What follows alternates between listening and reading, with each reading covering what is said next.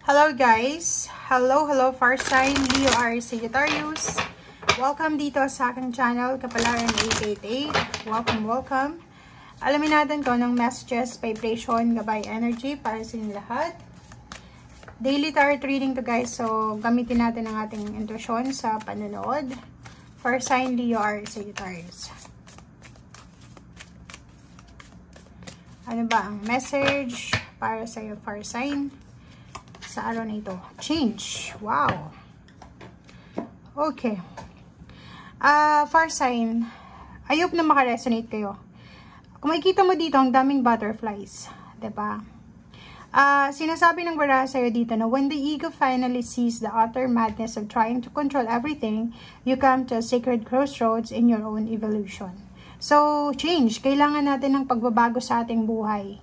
Ego. Yan ang dahilan kung bakit medyo hirap tayo na baguhin kung ano yung meron tayo or yung mga bad habits natin, actions, attitudes, or ano pa man. So, ito ay parang personal reading din. Pero, pwedeng yung iba, medyo mandi-disappoint kasi sasabihin, hindi ako ganyan, hindi ako ganito, ganyan. But, sinasabi ng baraha, ano man ito na kailangan ng pagbabago sa buhay nyo, baguhin nyo na as soon as possible. Kasi once na nagkaroon ng pagbabago, makukuha mo yung freedom, makukuha mo yung satisfaction. And wala namang masama na tanggapin natin yung mga mistakes natin. Walang masama na i-admit natin kung tayo ay nagkakamali. Kasi tao lang tayo eh, hindi tayo perfect. Walang pinanganak ang, walang sinilang dito sa mundong perfect. Okay, lahat nagkakamali. At pwedeng magbago.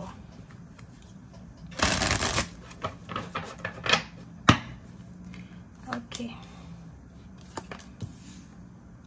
Okay, so nakikita natin dito, ang possible ditong magbago is yung relationship mo, loved ones, family. So, Leo Aries Sagittarius, ang sabi ng baraha sa'yo dito, siguro may mga habits tayo, may mga ways tayo na hindi maganda para sa relationship. Medyo dominante ba tayo? Medyo offensive ba yung mga words natin? Family, ganun din. So, ibig sabihin yan, may kailangan tayong baguhin. May kailangan tayong baguhin sa pakikitungo natin sa ating relationship. Masyado ba tayong dominante, controlling? Tayo ba yung parang sinusunod ng asawa nyo, ng boyfriend, girlfriend, parents, siblings, parang feeling nyo, kinokontrol nyo yung situation. Yun ang kailangan mo daw na baguhin. Kasi once na nabago mo yun, makukuha mo yung respect, makukuha mo yung balanse. Diba? Parang mararamdaman ang karelasyon mo na equal kayo. Hindi ka dominant, hindi ka nakakataas, hindi ka nakakalamang sa kanya. Kasi ganun yung relationship, diba? Ang relationship is binubuo ng dalawang tao, pantay lang sila. Babae or lalaki, pantay lang sila. Walang kahit na yung halimbawa yung babae is isa siyang head of siya pa yung president ng country. Yung asawa niya, hindi niya yun under. Kasi dalawang tao yun na pareho lang yung status niya sa buhay na gumagawa ng pamilya. Family, relationship, siblings, parents, relatives. May kailangan kang baguhin, far sign Leo Aries Sagittarius, para maging stable. Parang ang sa ngayon, comment down below, marami kang kaaway na kapamilya. Marami ka din na kapitbahay na may galit sa'yo. Pero, alam mo may galit sila sa'yo, pero parang pinaplastic ka nila. Kasi alam nila na siguro mahirap ng kaaway, lumalaban ka, parang ganun. So, atong 4 of Wands na to, sinasabi na may imbalances tayo sa ating family na kailangan natin ng balanse. Maraming hindi pantay eh, 'di ba? Hindi ito 4. Pwedeng reverse ito. Pero once na nabalanse mo na daw, like for example, kung ikaw yung parents, may mga parents na sasabihin na ako yung parents, hindi ako magpapatalo sa anak ko.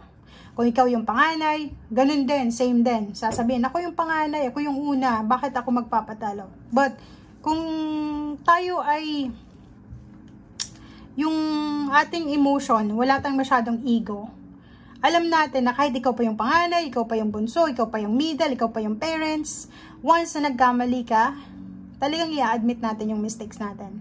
And kahit nasabihin mo na ikaw yung pinakamatanda sa pamilya, and ikaw yung may mali, ikaw yung dapat yung humingi ng tawad, ikaw dapat yung nagpapakumbaba, ikaw dapat yung nandoon sa sitwasyon na kailangan mong i-lead yung family in the right way, diba? Hindi yung, ako yung panganay ako yung may edad na dito, so bahala sila, kahit kasalanan ko yun, bahala sila, mawasak yung family, as long as ako ay masaya. So, selfishness, ego, diba? So, yun. Wow.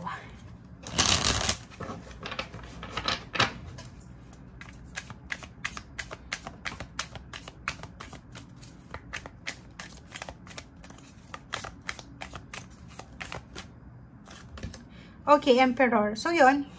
Ganun din sa trabaho. Ikaw yung boss. Ikaw yung tawag dito. Ikaw yung may-ari ng company. Ikaw yung may-ari ng business.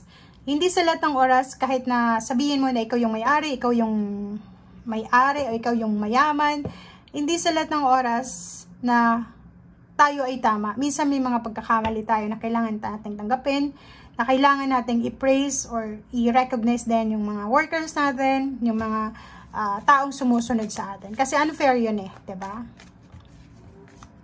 Para fair lang. Para ano lang, para pumasok sa'yo yung karmic justice. Diba? Queen of Pentacles. Sinasabi ng Barasser dito na meron din dito na fire sign Leo, Aries, Sagittarius na balanse sa pera ang kailangan nyo.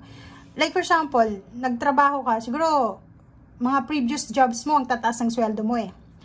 And hindi mo masyadong na bigyan ng focus yung savings. And then, naubos yung pera mo, naubos yung lahat ng mga kinita mo nang wala kang naipundar. So, lesson learned, change. Kailangan mo doon ng pagbabago dito. Kailangan mong isipin na mali yung ginawa ko. So, kailangan mong isipin na itong financial stability na to, itong financial success na gusto natin, ay kailangan natin itong pagtrabahuhan, kailangan natin ng strategy dito. Diba? So, learn your lesson, parang ganun, and change. Kung ano man to. So, ito guys, parang sinasabi na kung ano yung mga kailangan nating changes sa buhay natin. Okay. Knight of Wands and Knight of Who. Diba? So, kung makikita mo dito, maraming parating sa buhay mo. Marami pang blessings ang parating. May mga taong susuportahan ka sa kung ano man itong journey mo. May mga relationship na pwedeng magsumila. Like, kung ikaw ay single, or pwedeng ikaw ay in a relationship, pero yung relationship mo ay hindi stable. Once na nakaalis ka na sa ano man itong kailangan ng pagbabago sa buhay mo, talagang maraming tao yung papasok sa buhay mo para i-try nila kung ano yung meron ka na wala sila.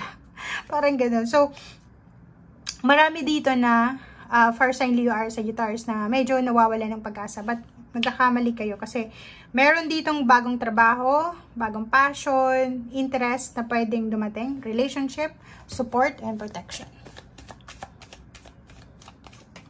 Okay, diba? So, King and Queen of Pentacles. It's a confirmation, guys. So, sinasabi ng Barasser dito na nandito yung King and Queen. So, balance to. Fire sign Leo, Aries, Sagittarius. Maraming pagkakataon ang pwedeng ibigay sa'yo ng universe para baguhin kung ano yung mga hindi magandang habits natin sa financial. Okay? So, sinasabi ng Barasser dito na halimbawa sa ngayon, marami kang mga iniisip na anong tawag dito? Paraan, ways kung paano ka kumita ng pera. Malaki man yan or maliit. Business, workplace, company, bansa. Sinasabi ng Barasser dito na hanggat hindi natin binabago yung mindset natin or hanggat meron tayo ditong yung ego, yung egoistic natin, ay hindi natin yung binabago. Walang mangyayari. Kasi itong King of Pentacles and Queen of Pentacles is given na yan eh. Diba? Parang sinasabi ng destiny mo yan eh. Genetics mo yan eh. Genes mo yan eh. Birthmark mo yan. Diba? Ibibigay yan sa'yo ng universe yung mahawakan mo yung financial. Magiging stable yung financial mo. Pero may mga habits tayo. Meron tayong mga yung sa puso natin eh. Sa loob ng puso natin. Parang, kung naniniwala kayo sa swerte, may mga taong sobrang siniswerte financial may mga taong sobrang siniswerte. Kahit wala silang pinag-aaralan dahil sa kabutihan ng kanilang puso.